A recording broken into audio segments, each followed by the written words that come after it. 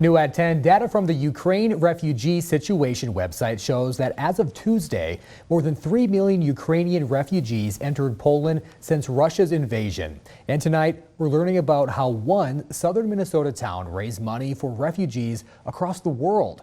KIMT News 3's Alec Lasham spoke with some of the organizers.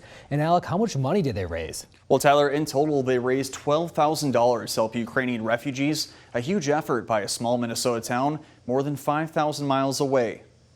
Here in Lanesboro, a school penny drive, Discovery Faith community donation, and an event held at the Sons of Norway building that featured the city's executive director of the Lanesboro Chamber of Commerce, Andrzej Zalenzynski, helped raise more than $12,000 for Ukrainian refugees. Phil Dibbing says the donation events were organized because they heard the call for help. I think people all over the world, as well as Lanesboro, but we just sort of rallied to a humanity crisis, and a crisis that people just needed help.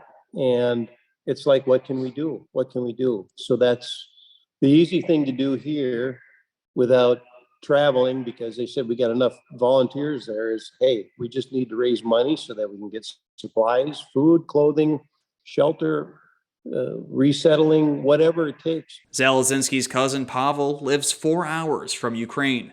Pavel was the focus of Zalenzynski's event at the Sons of Norway and detailed his cousin's experience helping Ukrainian refugees. When he started, he was surrounded by pretty much of the first days and week with Poles around who just joined in. But in the developing days, he started to discussing and seeing others who actually traveled to Krakow, to Poland, from USA, from other countries. There were some Ukrainian refugees from or immigrants who came in before the war, who just jumped in. And I would not be surprised, but we hear there's also Russians who lived there and jumped in to help.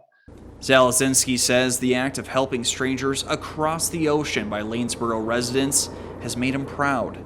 From anything that is happening here, right there in Lanesboro, to that spontaneous response to something that is happening across the ocean and completely in the places that they might never been or even travel or even have relatives. They are very responsive, and I'm very proud to be part of this here community. Dibbing says donations went to A-Light, a Twin Cities-based nonprofit helping with the Ukrainian refugee crisis. Tyler. All right, Alec, thank you very much. Now, Pavel says the supplies needed the most right now are undergarments and clothing.